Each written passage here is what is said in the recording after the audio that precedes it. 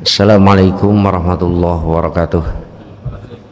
Alhamdulillah rabbil alamin wal aqibatu lil muttaqin wala udwana illa 'alal zalimin. Wassalatu wassalamu ala asyrafil anbiya'i wal mursalin sayyidina maulana Muhammadin wa ala alihi wa sahbihi wa man tabi'ahu bi ihsanin ila yaumiddin. Amma ba'du. Para jamaah yang dirahmati Allah Subhanahu wa taala, pagi ini kita kaji Riyadhus Shalihin yang masih menguraikan tentang beberapa hal yang dilarang di dalam agama. Adapun yang dilarang pada pagi ini yaitu babun nahyir rajuli wal mar'ati an khidabi sya'riha bisyawadin. Larangan bagi laki-laki dan perempuan menyemir atau mencat rambutnya dengan warna hitam. An Jabir radhiyallahu anhu qala utiya bi Abi Kuhafata walidi Abi Bakr Siddiq radhiyallahu anhuma yauma fathi Makkah wa ra'suhu wa lihyatu kassagamah bayadun faqala Rasulullah sallam ghayyiru hadza wadhanibus sawada, rawahu Muslim. Dari Jabir, pada waktu Abu Kuhafah, orang tuanya Abu Bakar Siddiq radhiyallahu anhu, bertemu dengan Rasul pada waktu Futuh Mekah, pembebasan kota Mekah dari cengkraman orang-orang musyrik Arab pada saat itu. Kelihatan wa ra'suhu wa lihyatuhu kassagamah bayadun, rambutnya Abu Kuhafah seperti sagomah. Sagomah itu tumbuhan yang ada di gunung. Biasanya kalau kering menjadi putih, ya, seperti salju putihnya itu, putih salju lah. Kata Rasul, ghayyiru hadza, rubah warna rambutnya, wadhanibus sawada, hindari warna hitam. Hadis riwayat Muslim.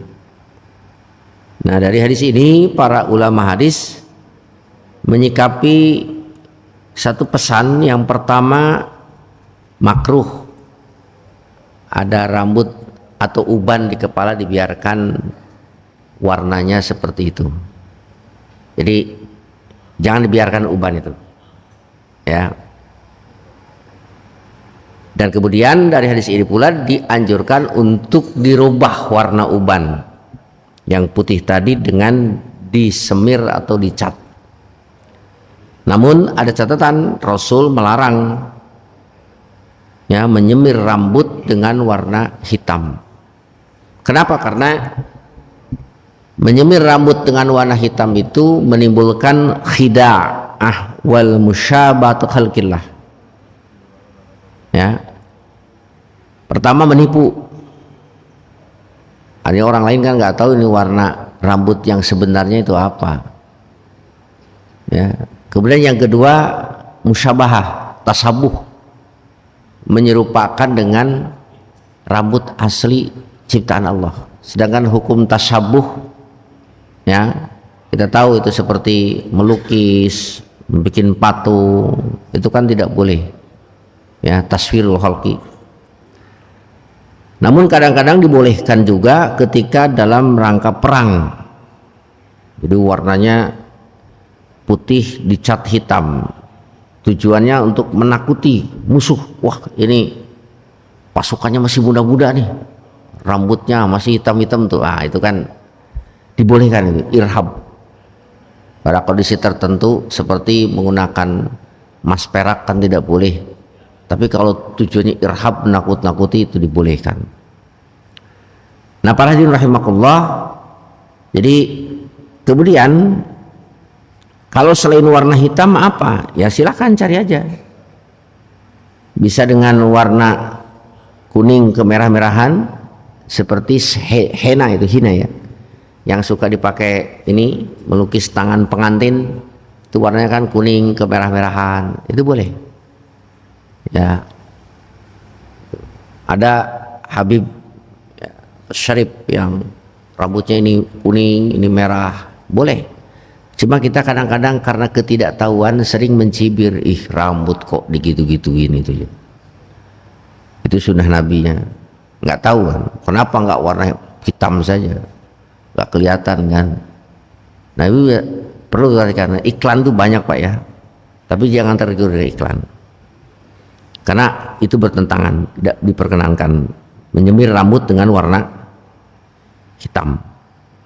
Kemudian babun nahyi anil qaza, berikutnya adalah melarang mencukur rambut ya sepotong, artinya ya tidak semuanya dipangkas, hanya sebagian saja ya dipotongnya, dipangkasnya.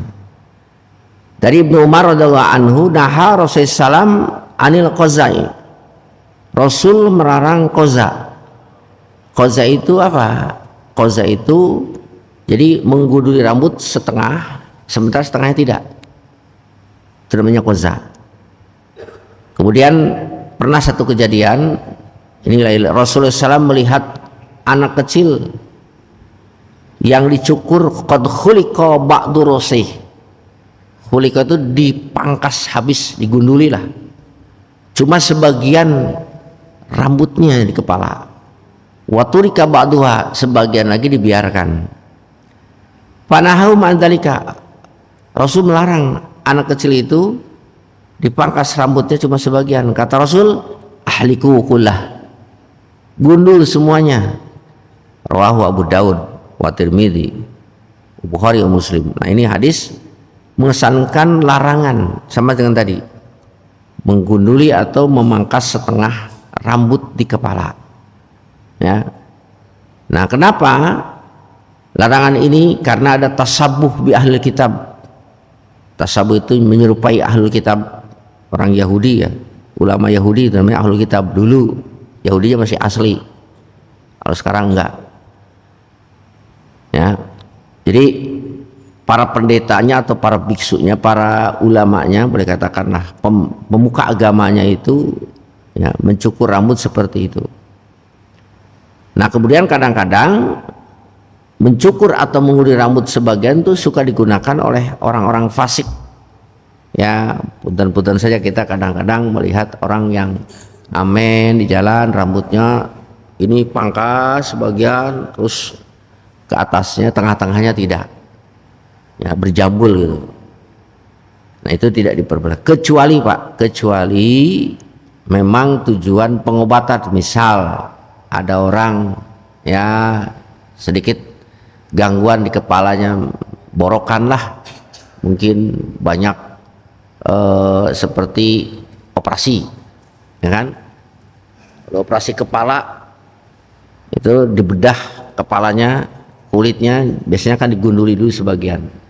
Nah, itu boleh, alasan medis tandawi diperbolehkan ya, karena sakit ada borokan, itu dibolehkan ya. Nah di sini larangan ini bukan berarti haram ya, tetapi para ulama mengatakan an-nahyu lil karahah, makruh. Nah sementara kita ini kan dicukur jarang semuanya, cuma sebagian saja yang dipangkas tuh, nggak selalu digunduli gitu. Kemudian lagi ada hadis anna Nabi SAW amhala ala Ja'far salasan. Suatu saat Rasulullah SAW menangguhkan keluarga Ja'far 3 hari. Suma'atahum, kemudian datang Rasul kepada keluarga Ja'far.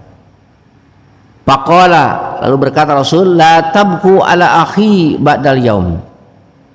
Tidak boleh kalian nangis atas saudaraku setelah hari ini.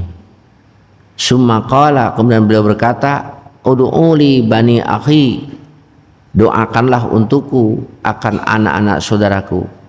Faji'a bina, lalu datangkan ka'annaha afrah, faqala ud'u lil halaq, fa'amarahu, lalu merit fahalaka ru'usana, rawahu Abu Daud. Ini hadis diceritakan sekalian sama dengan tadi, namun ada tambahan. Rasulullah SAW bertakziah kepada keluarga Ja'far. Nah, ketika beliau takziah, di situ ada keluarga Ja'far yang menangisi kepergian Ja'far Shadiq. Ya.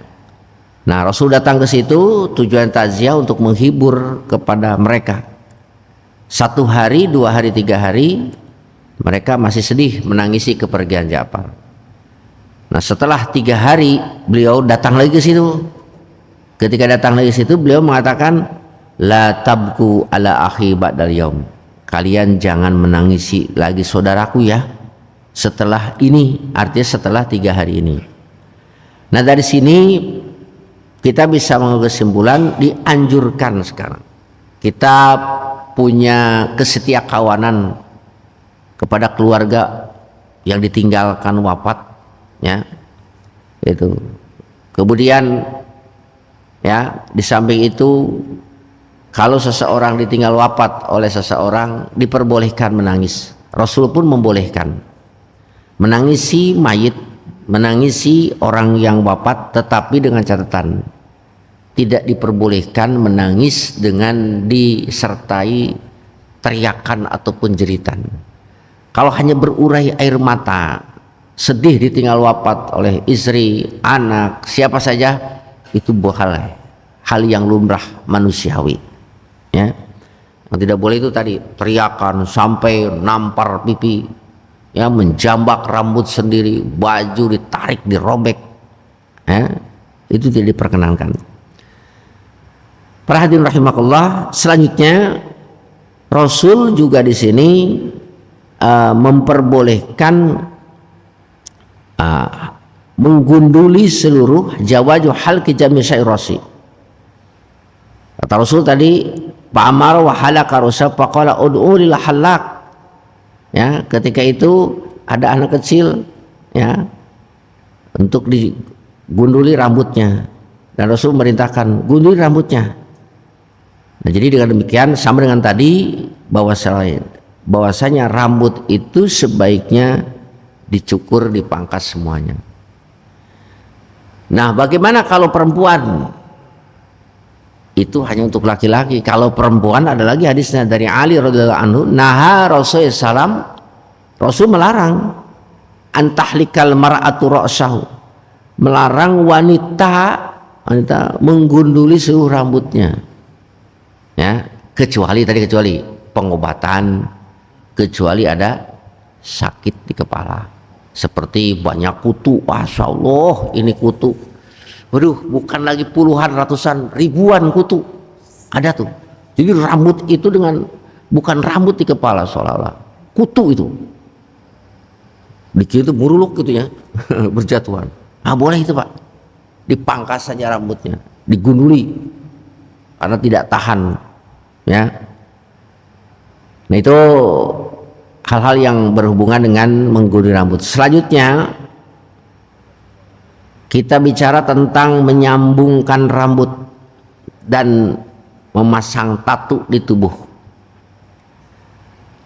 Ada firman Allah, idyad'una min dunihi illa inasa wa iyyad'una illa syaitanan marida la'anallahu wa qala la'attakhidanna min ibadika nasiban mafruda wa la'udillannahum wa la'umanniyannahum wa la'amurannahum wa liyubattikunna adhanal an'am wa la'amurannahum fala yughayyirunna khalqallah. Shadaqallahul adzim. Setan itu kan salah satu daripada makhluk Allah yang punya tugas, atau bukan apa, punya kerjaan, ya. Ketika setan iblis bapak moyangnya sampai turunannya ini, ya, dilaknat oleh Allah Subhanahu wa taala, setan berkata kepada Allah, la attakhidanna min ibadika nasiban mafruḍa, aku akan jadikan ya dari hamba-hambamu ini nasiban mafruḍa, permusuhan yang tiada berakhir. Nah, ini janji setan. Yang kedua, wala udillannahum, aku akan sesatkan mereka. Wala umanniyannahum, aku akan berikan kepada mereka angan-angan, hayalan-hayalan tentang keduniaan. Wala umurannahum, ya, wala umurannahum, akan aku perintahkan kepada mereka untuk mengulur-ulur, ya, pertobatan, peribadahan. Wala yubatikunna adanal an'am, dan jupali batikuna ada anal an'am, dan juga aku berusaha ya mengajak mereka untuk apa? Menandai telinga-telinga hewan-hewan itu, jadi disobek. Terakhir, nah ini wala yughar, setan akan berusaha wala amurannahum fala yughayyirunna khalqallah, aku akan perintahkan mereka untuk merubah ciptaan Allah. Ini surat An-Nisa ayat 117 119. Jadi para hadirin rahimakumullah, Allah telah memberikan anugerah kepada kita bentuk tubuh seperti ini, rambut seperti ini, adanya hidung, mata, telinga, bibir, ya, alis. Terimalah apa yang Allah berikan kepada kita, jangan dirubah, ya.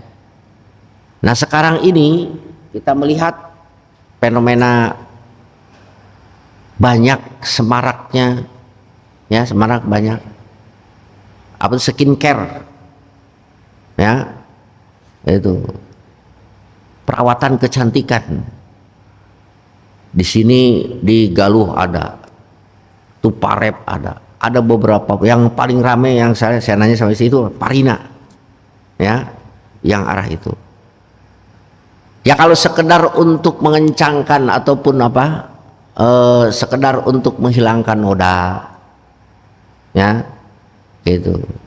Artinya tajayyun lah, berhias, bersolek, pakai bedak, ya, menghilangkan kokoloten supaya istri suami itu tambah, ya, bolehlah katakan cinta, itu diperbolehkan. Tetapi ketika sampai di situ, ya, tidak sampai di situ, ada istilah sulam alis. Jadi alisnya itu dikerok, ya, dihabisi, kemudian ditato. Jadi alisnya alis tato, bukan alis asli. Kemudian juga ada sulam bibir katanya. Dengar-dengar baca-baca di bansos tuh.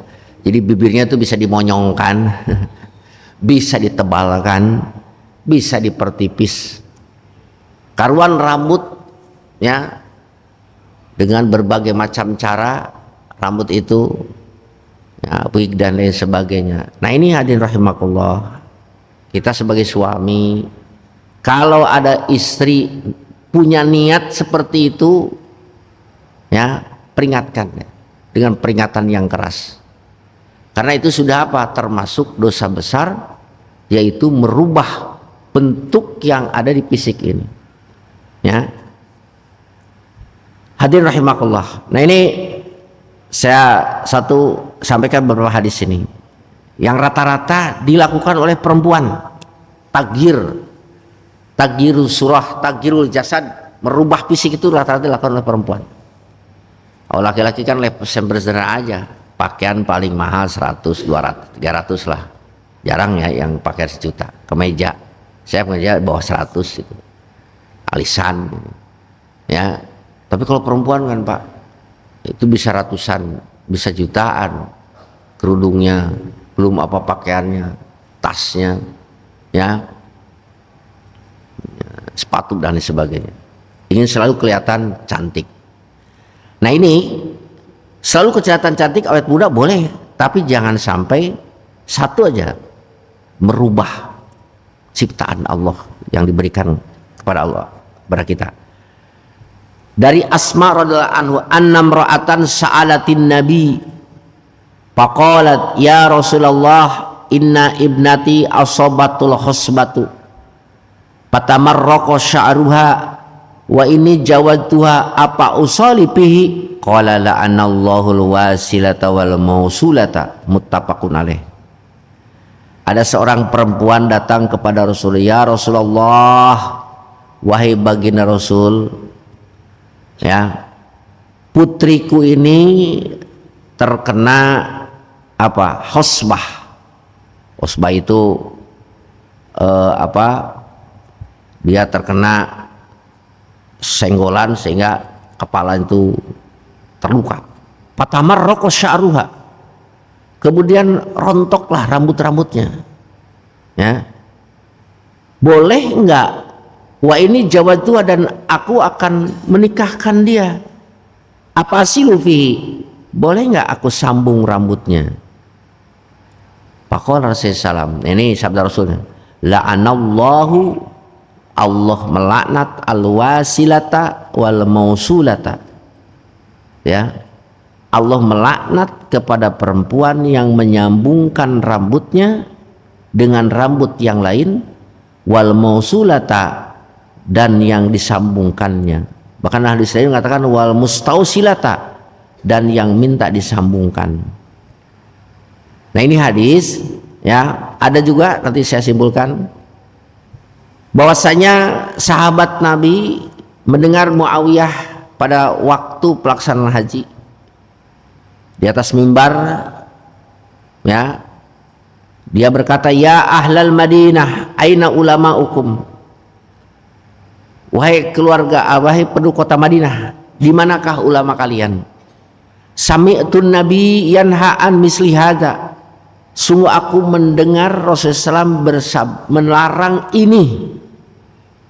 Innama halakat banu Israel hina tahuduha nisa'uha, sesungguhnya telah binasa Bani Israel itu tatkala, ya, itu merubah fisiknya. Jadi kesimpulan dari hadis tadi yang di atas, Bapak sekalian, bahwasanya Rasulullah SAW melarang rambut disambung dengan rambut yang lain, walaupun, ya, itu hanya sedikit yang disambungkannya, ya.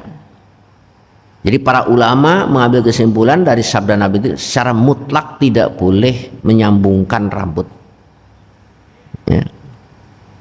Nah, di sini mereka mengatakan fa in kana al-wasl bi sya'rin tabi'in fa huwa haramun mutlaqun. Wa in kana bi sinnain fa yujulil mutajawwijah bi izni zawjiha. Menyambungkan rambut, kalau rambut itu rambut asli tabi'in, itu haram secara mutlak. Wa in kana bisyirin istina'iyyin, kalau menggunakan rambut palsu, fayajulil mutajawizah bi zawjiha, diperbolehkan bagi seorang istri atas izin suaminya. Ya. Nah, jadi di sini ada perincian antara rambut asli yang ditanam itu, Pak, tanam itu, sama ini juga alis itu, tanam itu. Ya, sehingga ada sekarang mah namanya bulu mata anti badai. Kata istri saya, itu yang dipakai saat ini harganya 300 juta. Bulu mata anti badainya itu. Jadi walaupun anti badai, artinya ada angin sebesar setak kencang apapun, itu bulu matanya nggak copot. Beda dengan yang di pasar gitu, yang 300 ribuan, bukan 300 juta, itu ribuan. Ya, kadang-kadang dipakai satu, terus pas keundangan nggak nyadar, yang satu copot, repot. Ini kenapa kok matanya begini-begini terus, si ibu TO ternyata copot bulu mantuan. Ya, jadi gitu, Pak. Nah, oleh karena itu ini perlu dicegah. Kemudian berikutnya hukum menggunakan tato. Wa anna Abi Ibnar radhiyallahu anhu anna Rasulullah la'ana al-wasilata wal mustausilata wal washimata wal mustausimah. Ya. Tadi sudah ya, menyambungkan rambut itu seperti itu. Nah sekarang yang berikutnya wasimah. Apa wasimah itu? Ayyagruza bil jildi syai'an liyahruja dam, ya, yaitu ya kalau kita mah tato ya, menusukkan jarum di kulit kemudian dimasukkan tinta. Nah, itu tidak diperbolehkan. Wasimah. Rata-rata juga ini kalau kalimatnya mu'anas menunjukkan kepada perempuan yang mentatona dan yang minta ditato. Ya. Nah, ini juga sama dengan hadis yang tadi. Di dua yang diharapkan, haram menyambungkan rambut, ya. Itu yang kedua haram mentato baik laki-laki maupun perempuan. Nah, kemudian ya ada juga sabda Nabi, la'anallahu wasimata wal mustausimata wal mutausimata wal mustausyata. Faqala lahu imratun bidzalika faqala wa mali la al'anu man la'anallahu rasulullah wa fi kitabillah qala wa man atakum rasul fahuzuhu wa man akum an fantahu. Kesimpulannya Bapak sekalian, bahwasanya kita tidak boleh merubah, ya, merubah apa yang Allah berikan kepada kita. Hidung pesek dimancungkan gitunya, bibir tadi saya sampaikan ditambal sulam, ya, itu ya, terus ini apa punten, ya, ada yang pakai payudara gitu ya, ini hidung dimancungkan sudah sering terjadi. Kemudian payudara dipakai apa tuh, silikon apa saya juga nggak tahu, supaya kelihatan besar dan lain sebagainya gitu ya, disuntik ini disuntik itu. Terus oplas ya, sekarang ini sering istilah oplas ya Pak ya. Nah operasi plastik ini bagian dari taghyir, merubah. Nah ini perlu diingatkan ya, seperti kejadian-kejadian ada orang yang oplas sini dulu, saya lihat bahkan ke Singapura oplas sate, hidungnya pengen mancung, tidak sadar pas bangun copot Pak hidungnya, oplasnya itu jadi kelihatan tulang ini. Waduh, dia teriak gitu ya, ininya lubang itu nggak ada, jadi yang kelihatan cuma bolongnya aja ini. Oplas itu akibat oplas. Dulu kan ada Ratna Sarumpait itu ya, wah itu sampai heboh ya, oplas juga.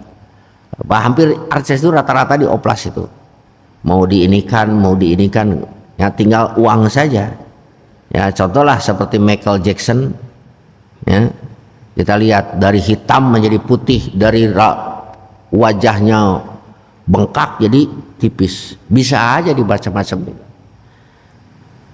Itu saja barangkali yang dapat saya sampaikan tentang hal-hal yang dilarang di dalam agama. Ada sedikit informasi, berarti saya kemarin itu Pak, mudah-mudahan ini di Karawang bisa jadi ya, dengan MUI Kabupaten Karawang, saya dengan rombongan boleh katakanlah kunker ke kota Palembang untuk melihat geliat Islam di sana. Ya alhamdulillah masuk di masjid, setelah sholat itu ada tausiah zuhur, asar, maghrib, isya, subuh. Ada saja yang menyampaikan mau'izah hasanah. Jadi ustadz yang stay di situ ada 5 berarti ustadz, tiap masjid hampir. Ini kerjaan siapa ini? Ya usut punya usut, ternyata itu salah satu dari kerjaan Majelis Ulama Kota Palembang. Sharing dengan Majelis Ulama Kota Palembang yang ketuanya itu Kiai Haji Reja Fahlawi MA. Kebetulan dia di samping sebagai ketua Majelis Ulama, dia juga sebagai BKD SDM. Ya. Jadi orang yang mencetak bagaimana SDM PNS ini, satu itu baik atau tidaknya lah mengarahkan. Kemudian juga yang otomatis dia juga yang suka memindahkan camat, pindah ke sini ya, udah cepat sini.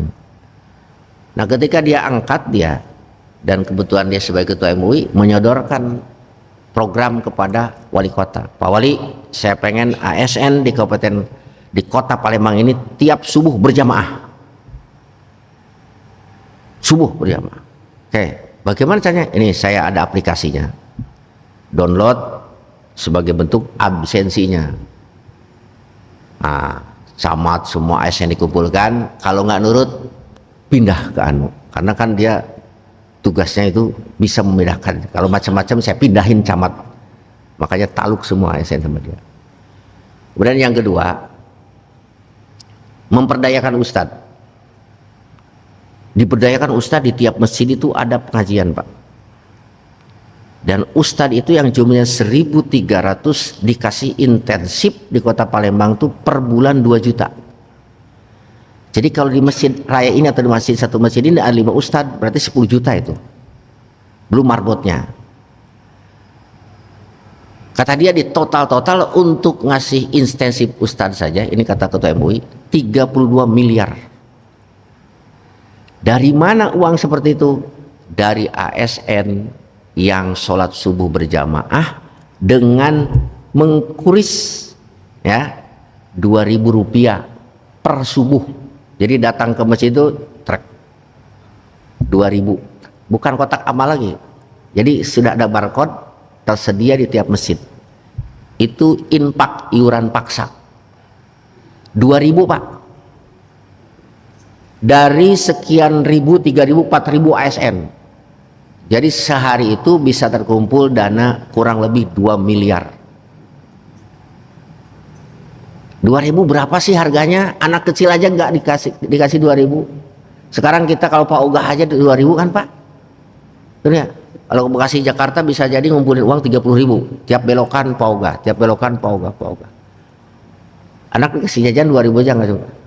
Maka terkumpullah dana, kata beliau, sebulan tuh 60 miliar.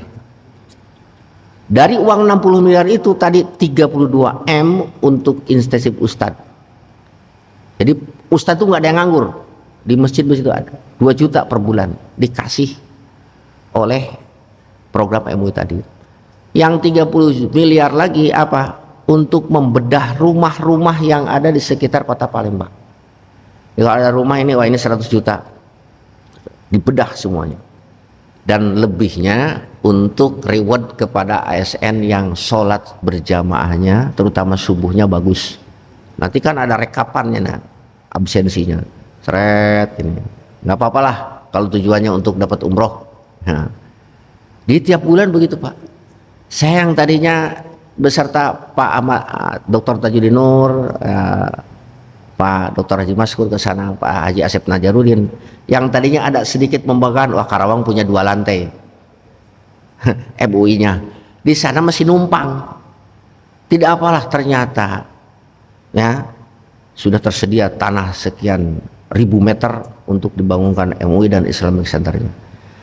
Dari situlah, karena gayung bersambut antara ketua MUI dengan wali kota, perkembangan Islam di kota Palembang begitu semarak.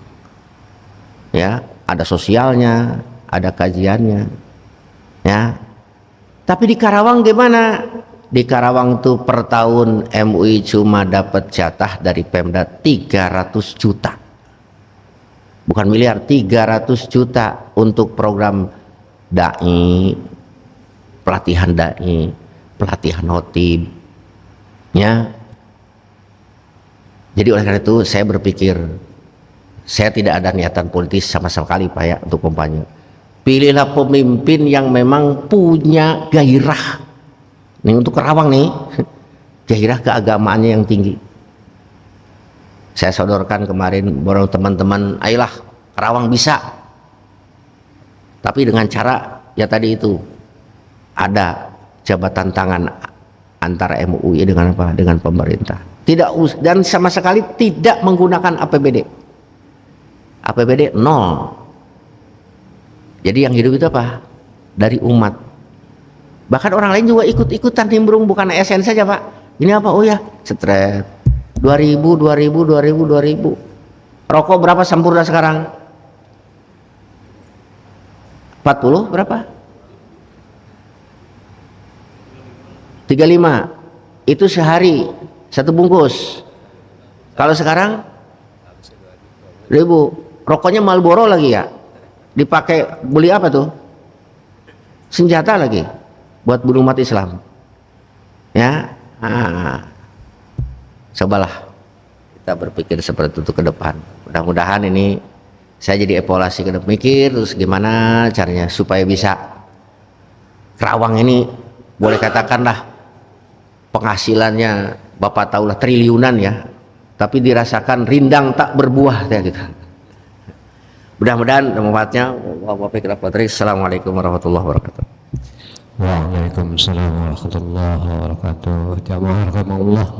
Alhamdulillah, syukurillah, begitu panjang ya hafalan dari guru kita, ilmunya mudah-mudahan bermanfaat buat kita. Mungkin dari pemaparan tadi ada yang mau tanyakan, bapak-bapak, ibu-ibu, ya 1-2 pertanyaan, maka ibu barangkali mengenai tadi menyambung rambut ataupun dioperasi, mau?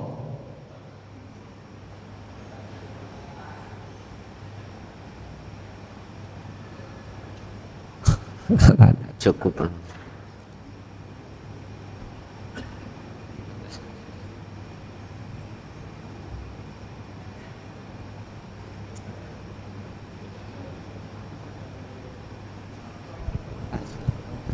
Bismillahirrahmanirrahim. Assalamualaikum warahmatullahi wabarakatuh. Yang mau saya tanyakan masalah gigi Pak Ustadz. Kan sebagaimana kita tahu mungkin ada yang beberapa orang yang harus memasang gigi palsu ya. Jadi itu hukumnya seperti apa? Karena memang kadang ada yang untuk kecantikan, ada juga yang untuk kesehatan. Ya. Nah itu hukumnya seperti apa, dan apakah nanti pada saat memang terpasang atau pada saat meninggal harus dicopot atau sebagaimana? Mohon jawabannya. Assalamualaikum warahmatullahi wabarakatuh. Ya, masalah gigi ini ada satu hadis pernah ya diceritakan bahwasanya ada seorang sahabat yang hidungnya itu ditambal tulangnya itu. Ya, pakai apa? Pakai perak. Dan di situ menimbulkan bau, bau busuk gitu. Baulah orang sehingga menjauh dari. Kata Rasul, cobalah gantilah dengan emas. Nah, digantilah dengan emas. Itu diperbolehkan. Nah, terus gigi juga disamakan dengan itu. Nah, kalau tujuannya untuk medis, ya seperti ya sekarang kita tahu kan pakai gigi palsu lah, sehingga dengan itu menimbulkan kenyamanan diperbolehkan. Yang tidak boleh itu kadang-kadang ada, bukan kadang-kadang ada orang yang memperuncing. Nah, itu giginya dipertajam atau dirubah lah, ditaringkan dan sebagainya. Itu tidak diperbolehkan karena itu masuk ke dalam tagir, merubah. Kalau gigi palsu tidak merubah, ya. Nah, kemudian juga sama pasang apa tuh? Behel ya kalau sekarang itu. Nah, itu diperbolehkan karena itu termasuk ke dalam medis. Intinya ketika kita punya tujuan, intinya pada yang diharapkan itu pada saat ada unsur perubahan, merubah yang tidak semestinya. Nah, mungkin Bapak bisa membedakan semuanya ya. Tadi ada yang kalau oplas sudah pasti itu terjadi perubahan yang signifikan itu ya, di tubuh ini. Nah, kalau sekarang itu katanya tinggal banyak uang saja gitu. Kalau perempuan ada omsetnya gitu, ada budgetnya ya, sekian setiap 1 bulan sekian, itu perawatnya luar biasa Pak. Yang oplas itu tiap bulan itu harus dirawat gini gitu, kalau enggak ya bisa luntur, bisa hilang dan sebagainya. Empok hati itu ya gagal itu ya, jadi kembali lagi dah. Gitu Pak barangkali ya. Boleh.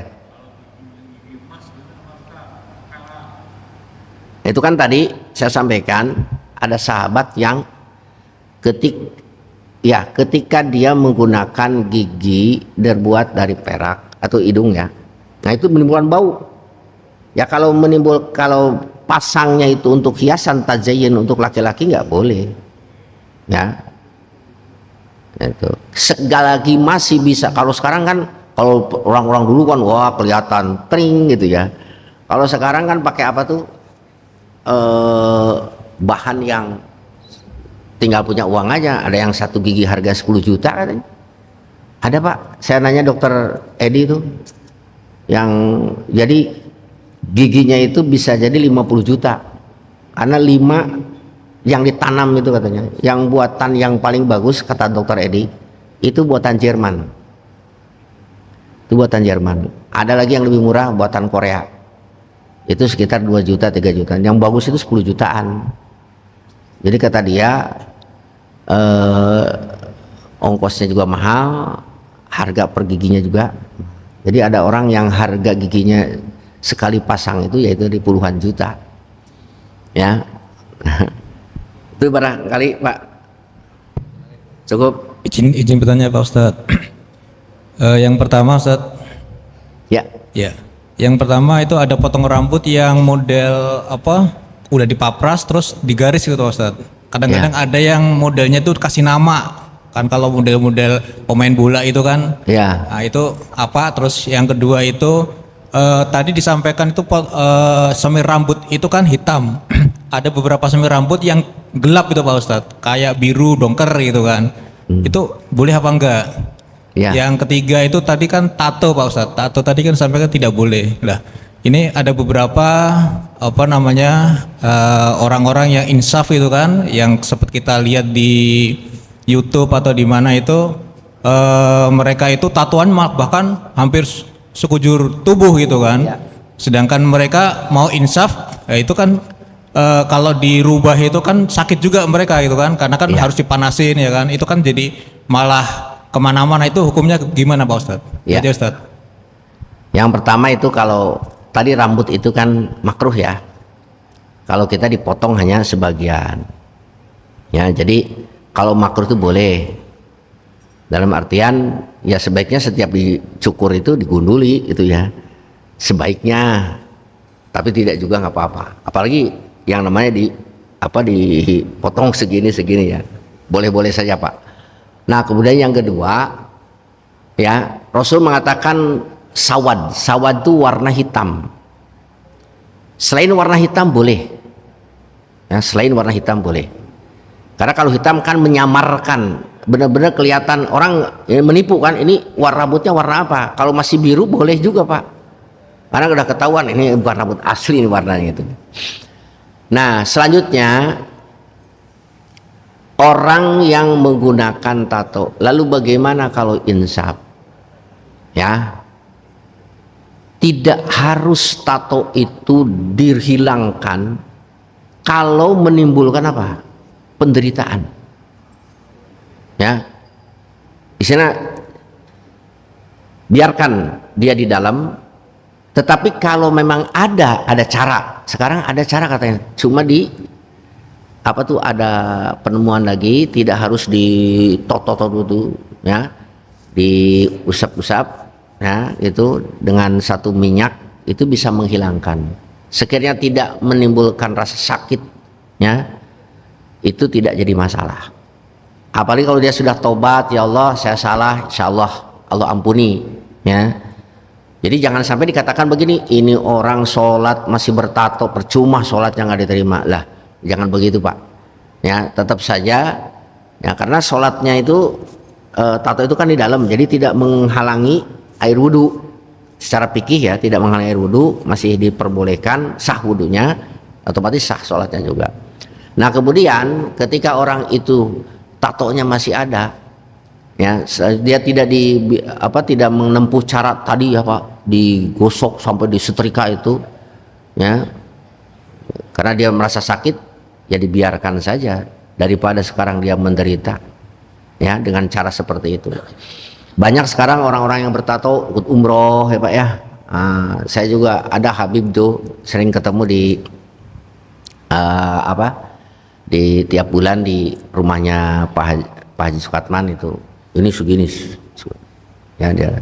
Kemudian di Bintang Alam ada yang suka ngamen di situ, orangnya pang tapi suka sholat biasa. Malah di Jakarta ada tasawuf underground yang dipimpin oleh Ustadz Hilmi Aulia. Dia membina para mantan pang belajar Iqra, baca Quran, kemudian sholat, bahkan belajar kitab kuning. Ada di antara mereka yang sudah fasih menerjemahkan Quran, menerjemahkan hadis-hadis Bulughul Maram dan sebagainya. Itu Jakarta. Bapak silahkan lihat di IG ataupun di medsos Tasawuf Underground. Nah itu rata-rata orang fang. Mereka yang tanya ngamen, yang suka mabok, sekarang ganti. Suka sholat 5 waktu, belajar agama, kerjaannya diganti dengan tukang cuci mobil, motor, kemudian ngelas dan sebagainya. Itu ada Pak. Ya, saya juga sekarang kadang ini ya, bagi saya nih, saya dakwah belum seperti Ustadz Anbiya gitu ya, bisa menembus orang-orang seperti itu. Ya, begitu barangkali cukup Pak. Baik, jazakallah, demikianlah talim kita pada pagi ini. Mudah-mudahan apa yang disampaikan oleh guru kita bermanfaat buat kita dan pengetahuan kita, sehingga kita lebih hati-hati dalam rangka taat kita kepada Allah Subhanahu wa taala. Jamaah rahmatullah, mari sama-sama kita akhiri dengan sama-sama kita membaca doa majlis. Subhanallah bihamdika asyhadu an la ilaha illa anta astaghfiruka wa atubu ilaik. Alhamdulillahirabbil alamin. Terima kasih Kiai.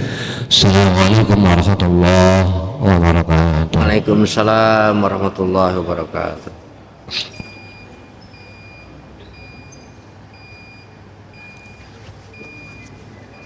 Duh.